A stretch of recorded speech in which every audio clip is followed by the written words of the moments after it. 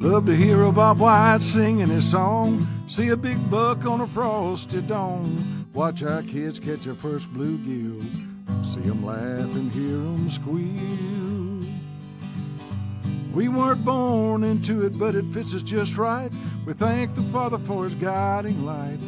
We knew we were blessed with this kind of living. That's why we want to keep on giving back to farm life. True North farm life. It's a great life. True North farm life. True North podcast listeners, my name is Chris Hinkle, and I've got Matt Garrett here with us today. How you doing, Matt? Doing good, Chris. How are you? I'm doing well, man. Matt is the Senior Vice President of Ag Loans for First Financial Bank here in Northwest Arkansas, but I know that's all around Arkansas, isn't it? Yeah, man. We've got about 4 or 5 different ag lending offices in Arkansas. We're also scattered all throughout the southeast as well. Nice. Home production offices. Yeah. So Matt's going to be talking to us a little bit about ag loans in general, kind of the ins and outs of that. But I want to first ask you, Matt, how was your hunt in Texas? Man, just got back from Texas. There was a group of about 9 of us that went down there. It's the first year I've been. I've been to Texas before, obviously, turkey hunting, but it's the first year I've been to this particular farm or ranch that we went to. And I think altogether in 2.5 days we killed 11 turkeys total, so it was a good trip. So about how many people was on that hunt? I think 9. 9. Yep. Yeah. Well, that sounds like a good time. So were they? What was kind of were they gobbling hard? What was it tough? Man, not at all. It was tough. First day it was, first afternoon we got there it was 95, and then that night a big cold front rode in. So the next morning it was 45 with a 30-mile-an-hour wind. So it knocked them in the head pretty good. It's not like around here to where a little cold front comes in and clear and cold, and they gobble pretty good. Down there, they're not used to that kind of weather. It kind of shuts them down, doesn't it? For sure, yeah. Yeah. From 95 to almost freezing temperatures, they go from hot to not. Yeah, pretty quick. For sure. Yeah. But anyway, I was just, I thought it'd be nice to have Matt here on the podcast and talk a little bit about land loans. But, kind of before we go into that too much, I want to kind of give an update on the farm. We've, right now we're kind of in the transition period, got trees planted. The pond is looking beautiful right now. I started my feeding program back. The water temperature was right about 55 degrees the last time I was there, which was a week ago. And so I started feeding a week ago. The bluegill were up feeding pretty hard, so that was good to see. But this week I'm installing my solar unit. Yeah. So tomorrow I'm going to be headed to the farm to I bought this solar unit from RPS Solar. They make units for aeration for ponds, and it's a bottom aeration system. It's not a fountain. I really didn't want a fountain. I didn't want the noise level, but also I didn't want I think in my reading and education that a bottom diffuser does a little bit better for pond aeration. And I have a lot of people ask me, and I actually pondered it a lot, why do I need aeration?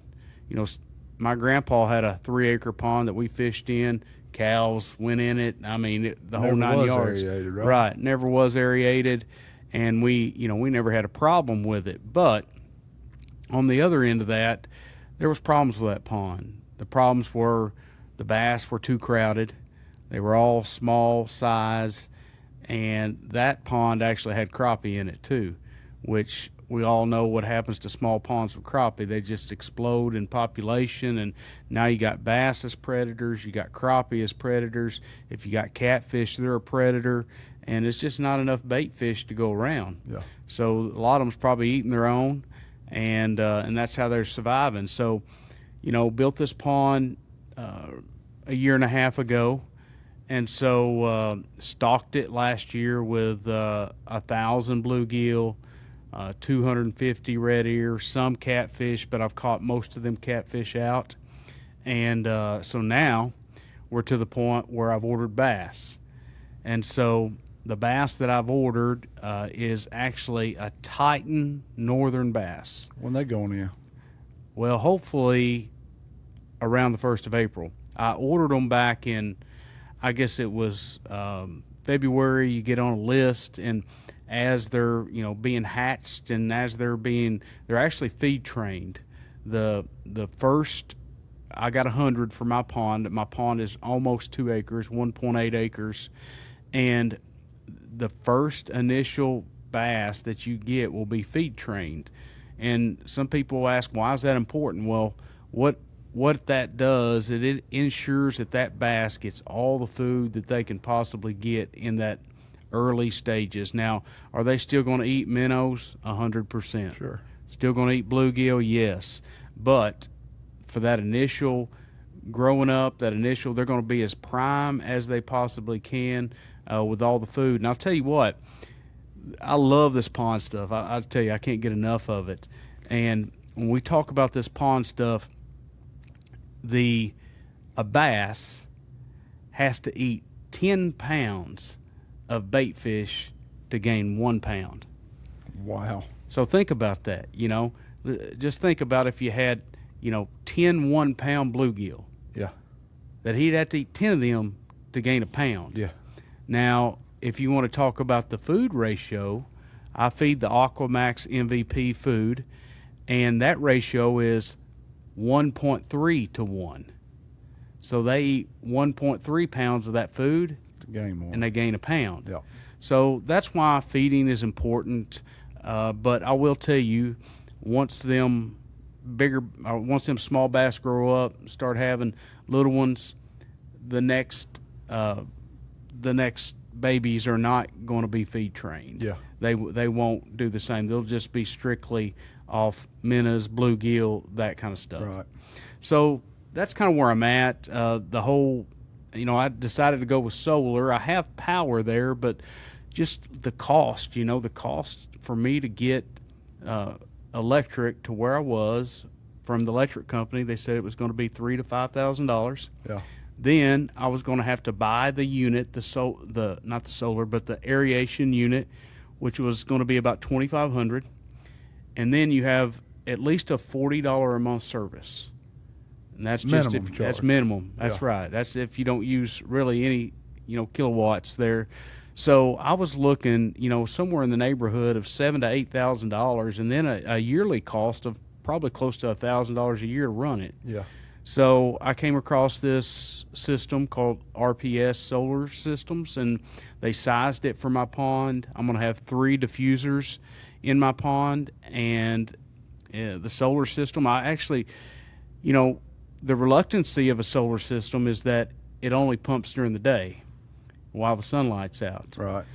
And so a lot of your low oxygen level stuff happens at night or early in the morning, just as the sun's coming up. So what I asked them the same thing. What can I do to kind of combat that?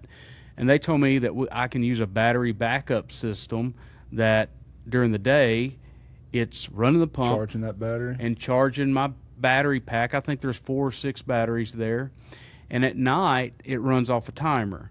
So it'll run 30 minutes on, 30 minutes off, and it'll run all night for 30 minutes on, 30 minutes off. So I thought that was the best way to go. And for me, it's about having happy water, and just not a bunch of muck, and having oxygen for my fish. And, sometimes my biggest fear is a fish kill.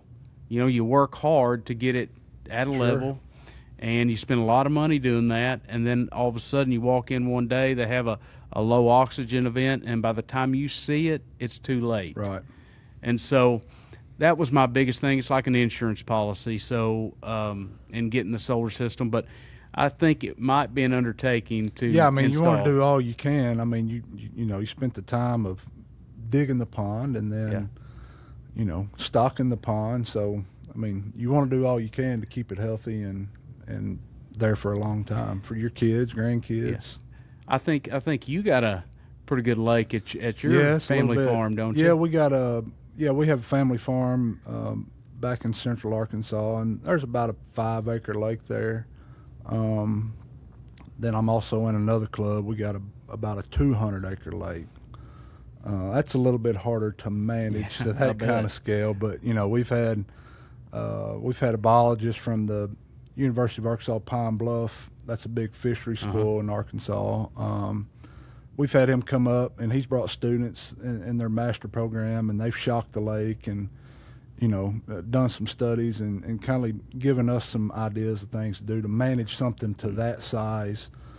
We don't have state-funded money to go manage a 200-acre lake, but so we're doing all we can. This year we stocked some, we put some minnows in there, and we're going to do that for the next 5 or 6 years, just to keep them going and adding some more food into that lake. So, and taking out a lot of those bass and stuff and crappie.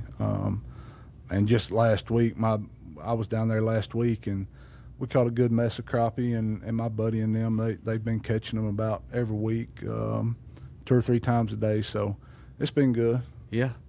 It don't get much better than crappie, does it? No, it's pretty fun. Yeah. Good eating, too. I guarantee it. Yeah. Release to the grease. That's right. Yeah. So, but hey, when they were down there doing some of their studies, what's some of their findings that they're finding with your lake? Yeah. So on that lake in particular, we was overcrowded with bass. I see. And same with crappie as well. I mean, that lake's always been a big crappie lake, and it's just over time they've just continued populating. I mean, they spawn a couple times a year. So is it a private lake? It is, yeah. And how many people fish it? Man, I would say 15. Oh, there's 50 members at that club, and there's probably 15 that fish it. So it's probably never, I'm not going to say never, I shouldn't say never. Yeah. But it will be really hard for 15 fishermen to get the population down to a level that would probably encourage. I mean, that biologist was like, I can't remember the exact numbers, but it was a lot of bass, and we done the math and was like, well, we'd have to fish every single day and pull out, 20 pounds of bass a day for 365 days a year to pull the number of bass. I mean, because we want to grow bigger fish. That's I mean, right. I have a little boy. Back 30 years ago, they was catching 7-8 pounders out of there. Right. Now you can go in there and catch 2 or 3 pounders all day, but I want to get it to catch them 7-8 pounders again. And so we're also reintroducing some other strain of bass as well. I think the strain that was in there, they just get to a point to where that biologist said they're not going to grow any bigger. You got to keep reintroducing those new genetics. That's right. Into it. So that's kind of what we're doing. That's the next 5-10 year plan on that. So are you going Florida strain, F1s, or F1s? Yeah. Yep. Yeah. That's what they recommend. Yeah, that's I'll tell you what, I debated, and you're right there on that I-40 line in Arkansas, and so that's kind of the magical line. Yep. If me being in southern Missouri, F1s they'd probably make it where I'm at, but I chose to go with northern strain, and the bass that I got, like I said, Titan bass. They're from this company, I believe it's in Georgia, but it's called Red Hills Fishery. And they've been doing genetic testing on largemouth bass, both northern F1s, Florida strain, and they've identified 6 to 8 genetic markers that when they test the DNA that exhibit high growth rates, they exhibit, high poundage, they are very aggressive.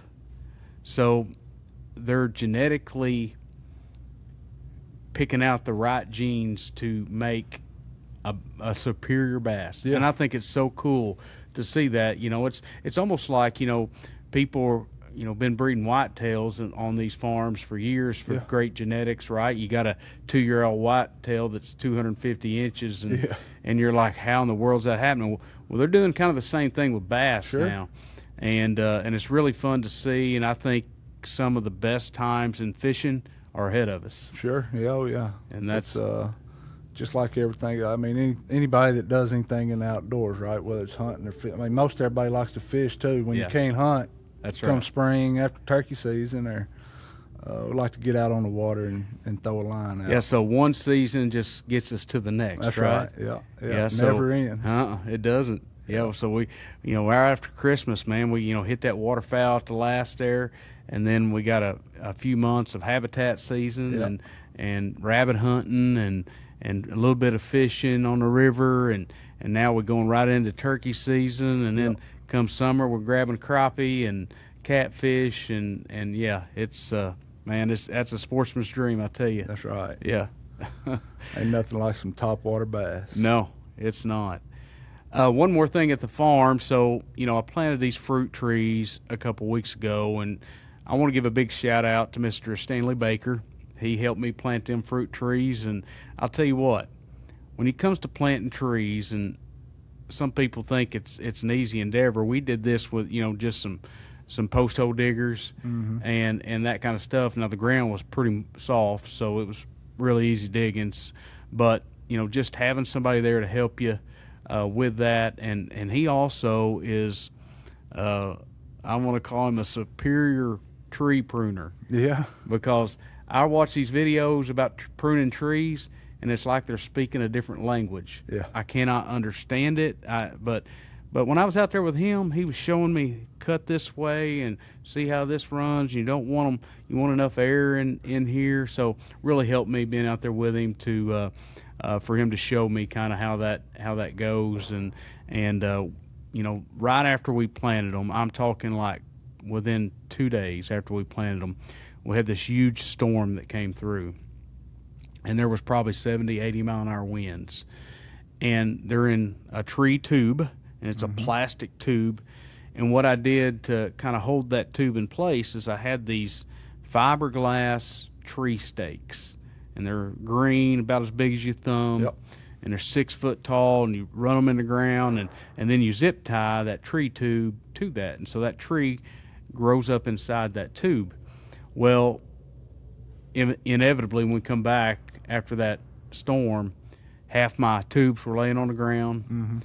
It was all broke that fiberglass rod. Dang. So it was bad. So I had to go in, put in all new rods, and what I did is I just went with rebar this time instead of a fiberglass rod. So I know that's not going to break. If that breaks, we're going to have problems. That's right. So anyway, I had to redo all that. Some of the trees were actually kind of leaned over, and because it knocked the tube over, so had to get them all straightened up and patched up and back in working order. But I think I got it. But it's a constant something, right? Yeah. Oh yeah. On a property, you do something. You can't just walk off and leave it. No, there's always something to do. Always something to do. That's right. Yeah.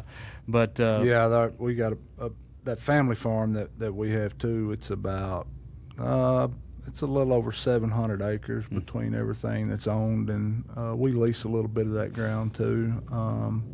Not a lot. We own more than what we lease there, but it's a lot of work. Yeah. Having more people on it sometimes helps with the work, but it's like the 80-20 rule. 80% of work's done by 20% of the people, right? That's 100% right. That's right. Yeah. So that doesn't change, but I tell you what, working on my farm is like my kind of meditation. I go there, I feel at peace with everything. My wife gives me some grief sometimes for being gone, and you need to spend more time at home. Yeah. I will, honey. Same. I just got to get to the farm, and I got things to do, and like right now. So let me just go down the list, okay? I've got wheat that needs sprayed because I'm going to be planting beans. Corn is going to be planted the 1st of April, so I've got to terminate some of so I've got standing beans. I got to go in there and mow it. And then I've got to go in there and spray the wheat that's in there now. And then in about a week and a half, I've got to go get some fertilize and put some urea on that. And about the first week of April, we're going to be planting corn there. So I got to have the ground ready because my farmer plants my corn, but I have to get it ready. He's not going to go in there and prep it and all that stuff. I just want him to be able to walk in there the day that he plants the rest of my farm in corn, walk in there and just keep the planter down and keep planting. Never get out the tractor. That's right. Don't even have to get out of the tractor. I want to make it easy for him because he's doing me a solid by helping me and get that planted. It's only about 3 acres a year that I plant in corn, but from what I've seen, every year they don't eat it all. I've still got some left. Like right now, I've got it's not much, but I'd say a quarter of an acre of corn left that the deer haven't, and most all the deer is shed right now. I'm seeing a bunch of bumps on their heads, and now, you know, the does are starting to really, you know, spring down now with them babies. You can see them, you know, starting to get bigger and fill out a little bit, but I haven't shed any horns in South Texas. Did you see a bunch? We've seen a pretty good buck, whitetail. I guess that first morning that we hunted, we seen a pretty nice little 8-point. Well, that 45-degree weather might have something had to them do. running around. We've seen a lot of deer. But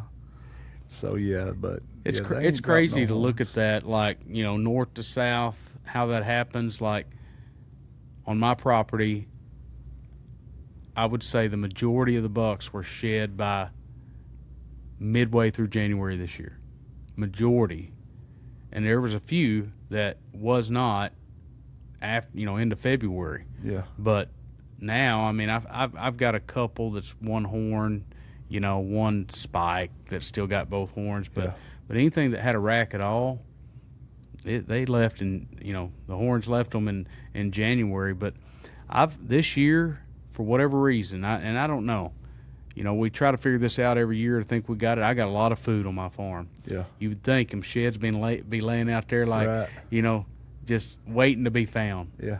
Not found any? Found one. Yeah. You know, so maybe I hadn't put enough miles on, but, you know, I put a few on for sure. But, you know, you'd think out in them food plots, and I may bush hogging this week, you know, run on a few. Am I late on my clover yet, or? No. Still good? No, you're still good. Yeah. I got to do that this weekend. But if you get it this weekend, it's actually about perfect timing. Yeah. You know, I like the 1st of April in southern Missouri is what I like. In Arkansas, down here, you can go a little bit earlier than that because we're not, you know, usually getting that kind of temperature.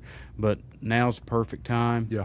You know, if you've got some green grass or whatever coming up now, you know, you can go in there and terminate that just with some Roundup and then spread your seed on it. Really, you know, if you got a coulter packer or something to pack it in, that's great. But if you don't, it's not the end of the world. Yeah. It'll still come up. Yeah. Yeah. I mean, it's a pretty good clover patch. I guess it's been there for about 3 years now, but I mean, I have in the last just been spreading some more seed in the spring and out on top of it. And I mean, it done pretty well this year. Starting to come in pretty good. Yeah. You know, clover patches are kind of slow to start, but man, once you get them established, they're hard to kill. Yeah. I was nervous about it this past summer, but it pulled on through. Yeah, it's just some of that heat sometimes and rainfall. You know, I know, you know, when you talk about like the southeast, you know, when you talk about Mississippi and Georgia and that kind of stuff, sometimes clover, you know, it can go dormant for several months in the summer because of the heat and just lack of rainfall and, you know, that kind of stuff. But in our region, you know, where we get a lot of rainfall, there's really not much time, you know. And I was listening to Dr. Grant Woods, and listen, I respect Dr. Woods a lot. You know, he's forgot more than I'll ever know, just to be straight up. But, you know, one of his things that he was talking about this past week was about clover, and that, you know, it doesn't feed during this time of the summer, and it might not feed during this time of the winter. You know, but when I look at my particular area where I'm at, which is southwest Missouri, there's really only about 3 months out of the year that it does not feed. So think about that. Tell me what other food is out there that, you know, feeds for 9 months out of the year. I mean, you plant beans in May, right? Yeah. And they're typically being harvested, and you can leave them. You know, you don't have to harvest them, but you know, most people are.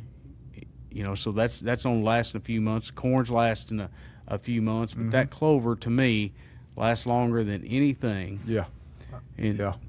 you know, especially if you go in there and some of your clover and you can drill some winter rye or something through the winter. So now, not only did it feed them, you know, up until December, but now your winter rye is feeding them from December to March. Yeah.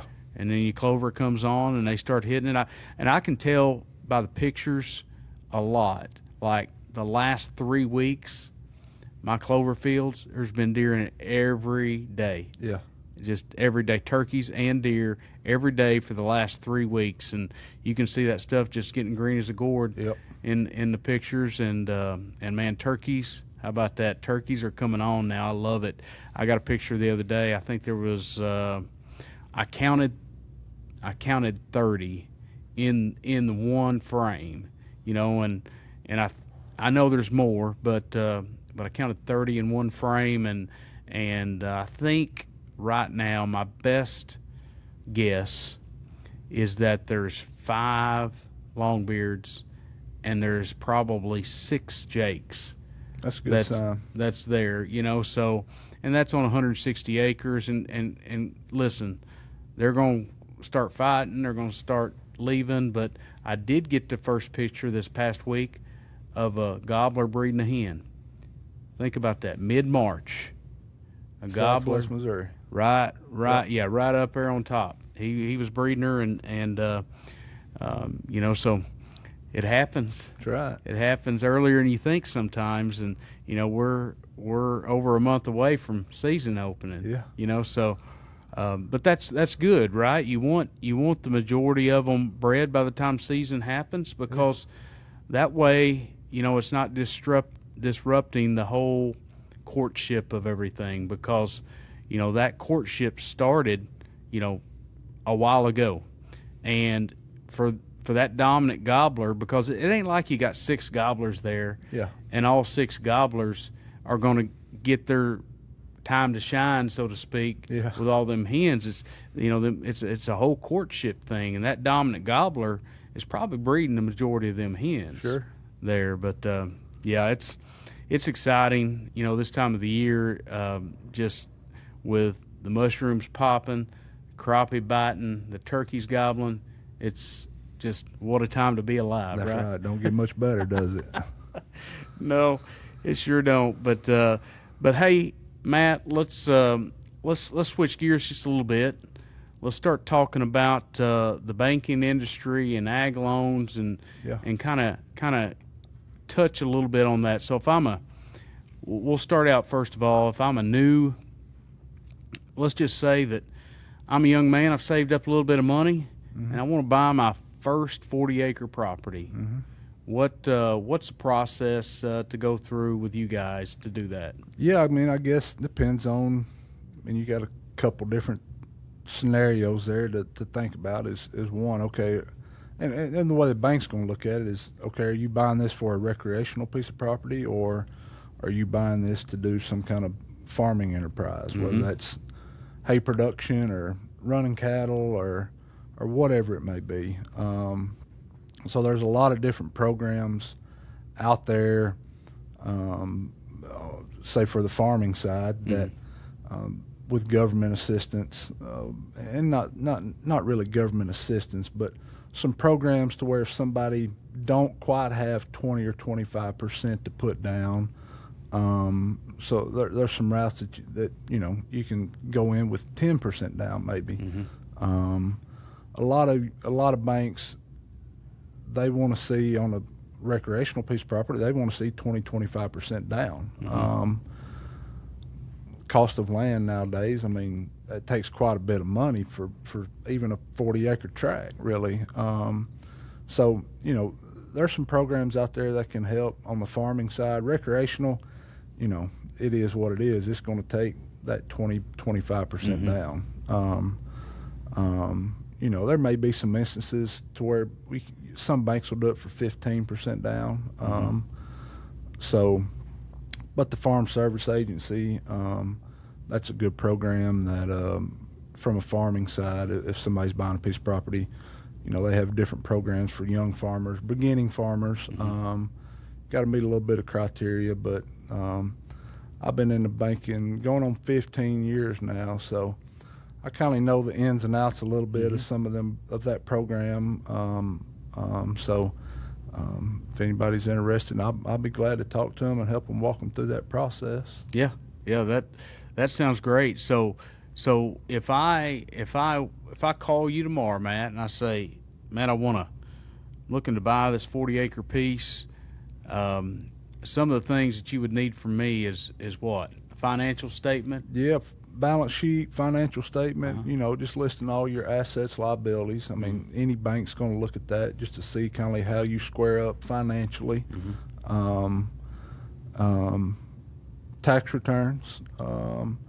If you're just buying a recreational tract, the bank's going to look at those reported income that you're showing. And it's probably a good idea, too, if, let's say, you're married and you're just going to be on the loan and not your wife for whatever the reason may be, then, splitting up, but y'all file a joint tax return. Well, I'm going to need to see a 1099 or a W-2 from your employer, or if you're self-employed, a 1099 or something like that. So, I need typically them banks is going to require 2 or 3 years worth of that information. Yeah. So I don't need to show up at the closing with a backpack full of cash. Is that what you're saying? That's probably frowned upon nowadays. Yeah, it is. But we have a lot of, in what we do, we have a lot of cash buyers. Yeah. But we also, I'm working with a client right now that, he's buying his first piece. He's a little over 20-something years old. Buying his first property. It does have a home on it, but it's 20-something acres, and it's pretty good land that he can work with and have a few cows and that kind of stuff. And I love to see that, because it's kind of a rare thing these days that you see somebody in their early 20s trying to buy a piece of ground and raise a family on, and it just it pulls at my heartstrings a little bit. But when it comes down to banking, it's it might sound somewhat complicated, but it's a pretty easy process, really. Yeah, it is. Same type of story there, but a young couple that, man, they were in their late 20s probably, and bought a house and financed it with another lender, and they were just talking about, it had some land on it. It was probably 40-acre tract maybe. And had a brick home on it and a couple other little small outbuildings. And they were wanting to get in the poultry industry. So utilizing some of them programs through the FSA, and so I helped them walk them through that, and I try to be real hands-on with them, just try to help them through that. And anyway, we got all that done for them, and they built 2 poultry barns there on that property, and they're on their house still. Now they've had a baby, and that little boy's 4 or 5 now. I mean, so it's good to makes you feel good when you see that and help somebody through that, and that's kind of what they've always wanted to do, and so it makes me feel good that I was a part of helping them get to that dream that they wanted to being a farmer. So that's a cool story, and what would you say, like the poultry side of things, is that a big part of your lending? That's a majority of what I do. Okay. Is the poultry side. Of course, we're here in Northwest Arkansas, and that's a big what's the number 1 agriculture sector in the state of Arkansas. And then in Northwest Arkansas, you got a home of Tyson Foods here. And that's right. You got a couple other integrators that's in this area as well. So it's a big business in Northwest Arkansas, and our bank's been doing it for over 30 years now.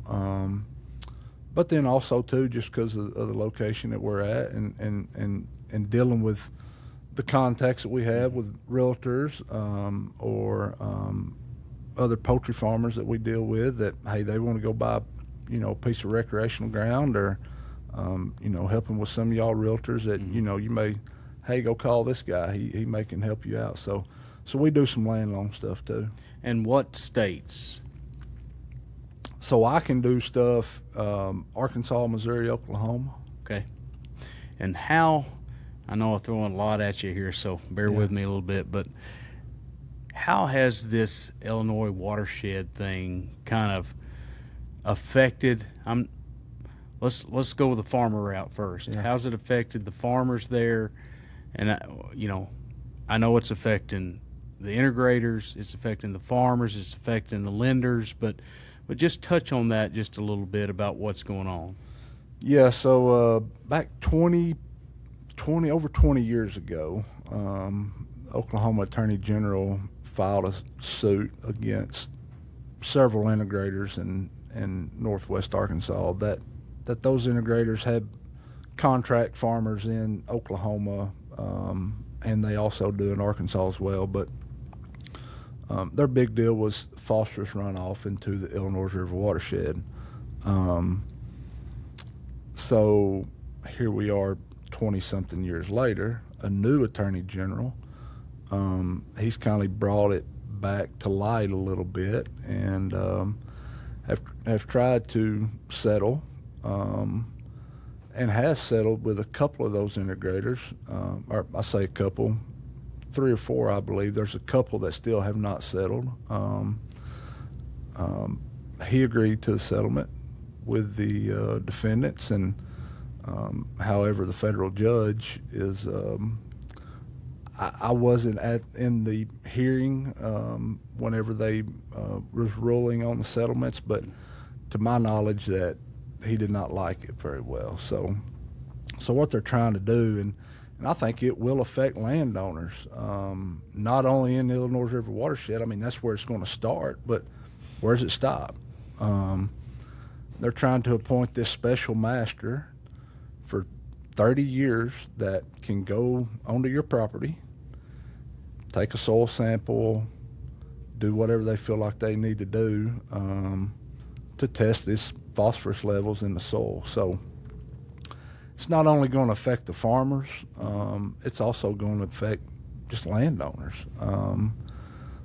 That if they agree to this, that this special master can go on this property and do whatever, I guess, so he pleases about the soil there, then he can do that. So what you're saying is if I had a property in, well, let's just say here, and I've got 100 acres of pasture, and I decide that instead of using synthetic fertilizer, that I'm going to use chicken litter as my fertilizer, and that's my prerogative, right? I can do that as a landowner, right?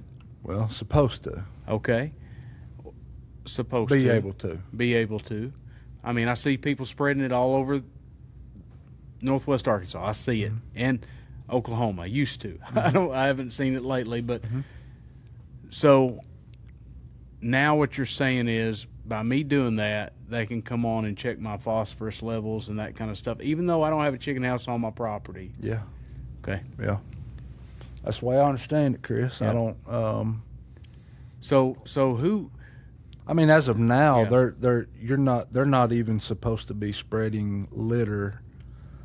And when I say litter, I mean poultry waste, poultry litter, on any property in the Illinois River watershed. Okay. So that's the mandate.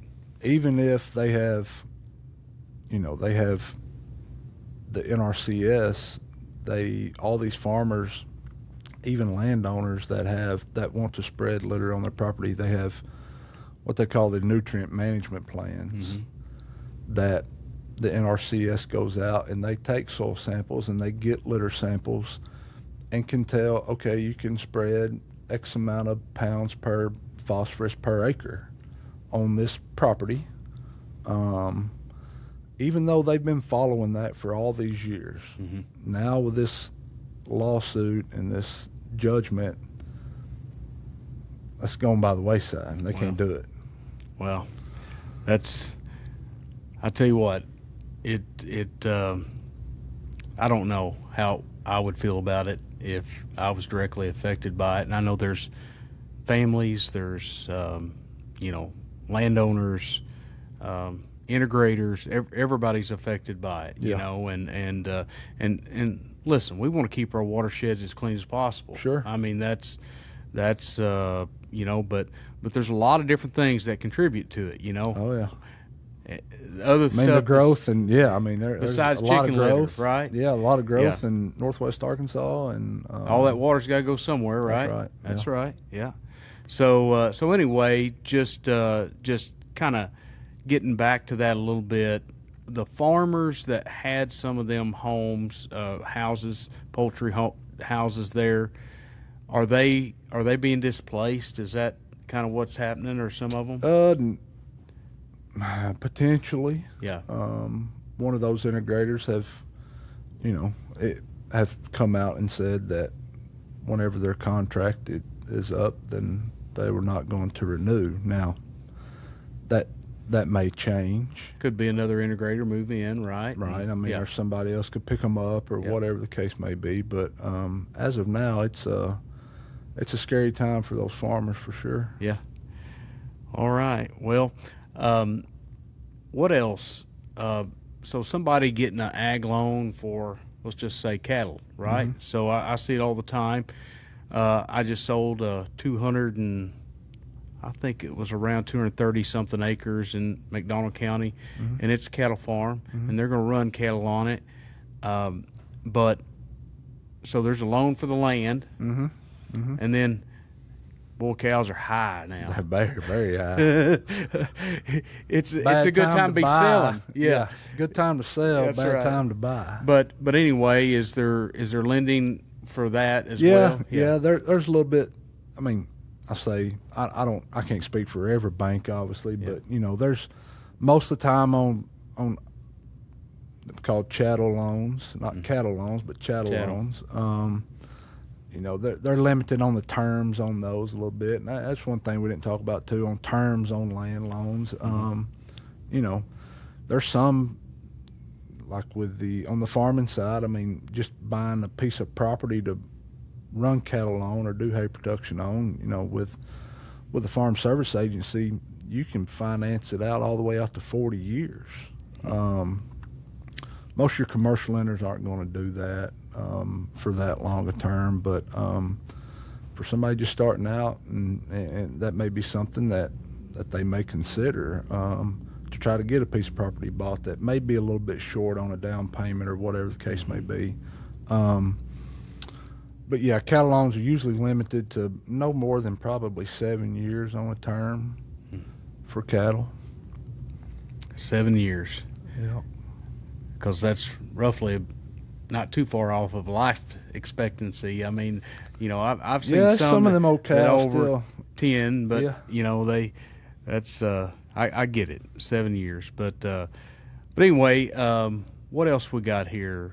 Do you handle much residential real estate? I personally do not, no, but obviously our bank does, and they do secondary market home loans and in-house loans, construction loans. How many loan officers? It's probably a loaded question, but roughly how many loan officers do you have across the state that do ag loans? So in Arkansas we have 4 guys. Okay. And then in Texas we have a guy, and in Mississippi we have, I believe there's 3 guys there. We have office in Alabama, there's 2 guys there.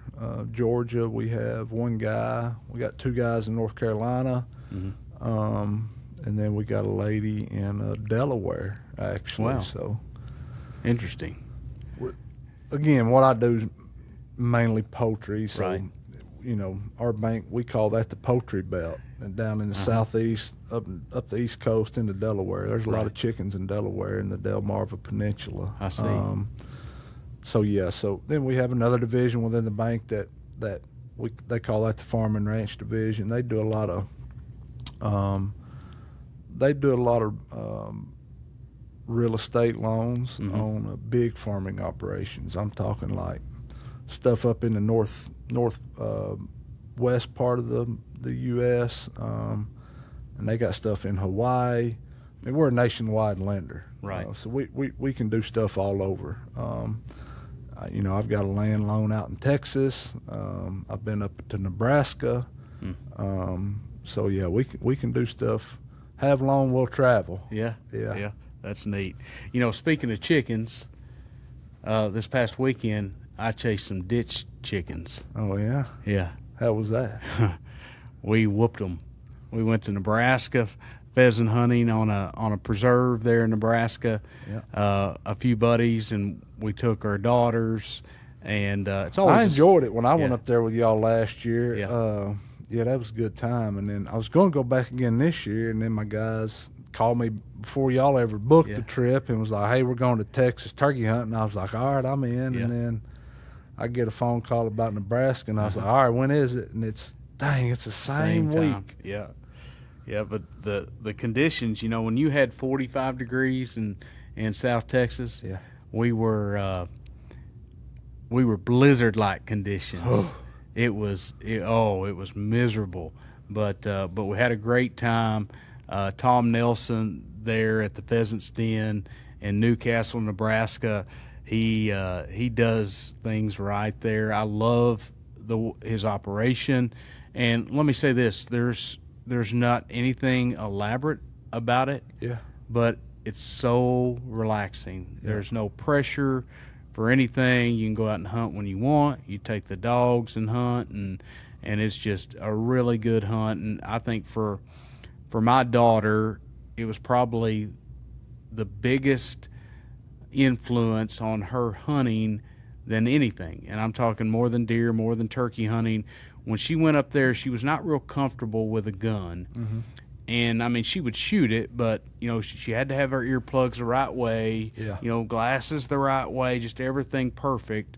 Well, when you're walking up on a pheasant and it flushes in your face, there's nothing perfect about it. Right, yeah. Right? And I can remember one of the times that we're up there and this pheasant gets up, and I mean rooster, and flies off through the timber, and she doesn't shoot. I mean, perfect, right in front of her, and I said, "Edie, why didn't you shoot?" She said, "Dad, you just want me to shoot the trees?"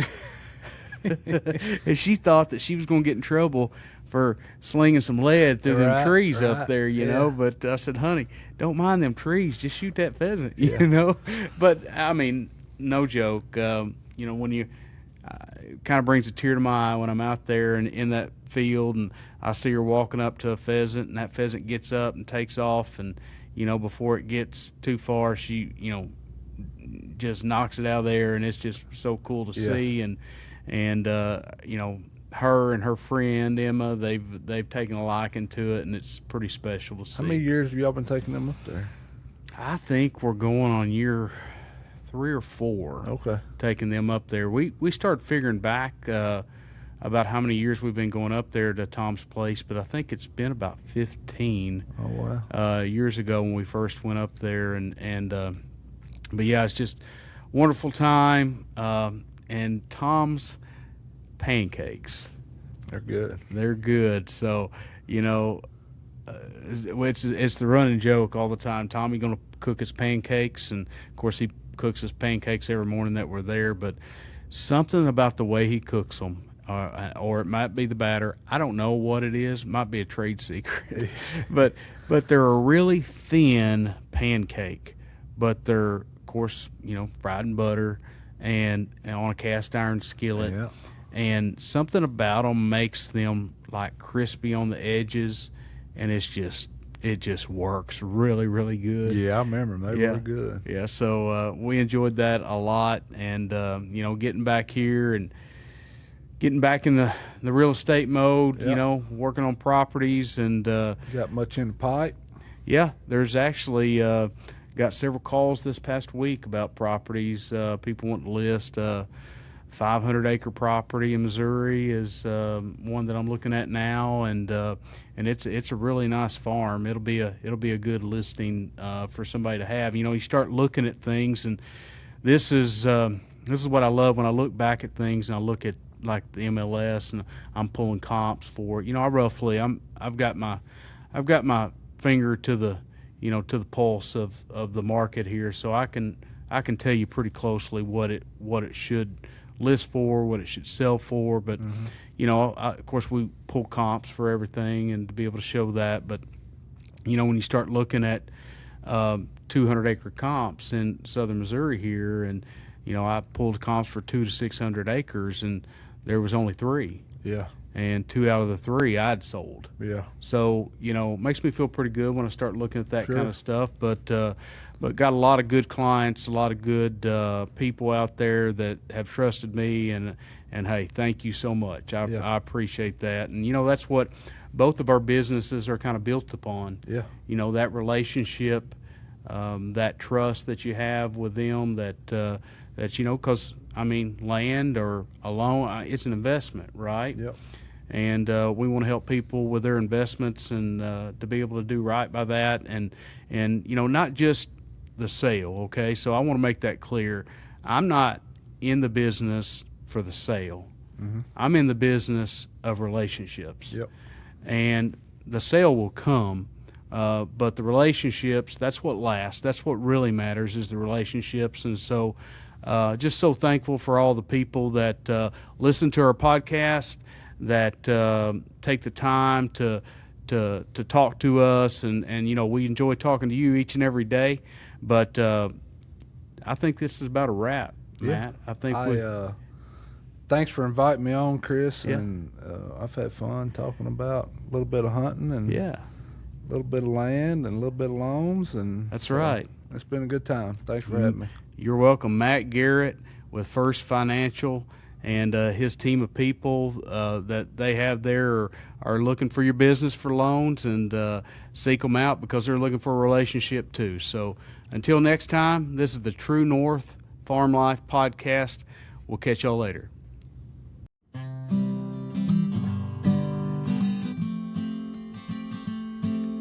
Love to hear a Bob White singing his song. See a big buck on a frosty dawn. Watch our kids catch their first bluegill. See 'em laugh and hear 'em squeal. We weren't born into it, but it fits us just right. We thank the Father for his guiding light. We knew we were blessed with this kind of living. That's why we want to keep on giving back to farm life. True North Farm Life. It's a great life, True North Farm Life.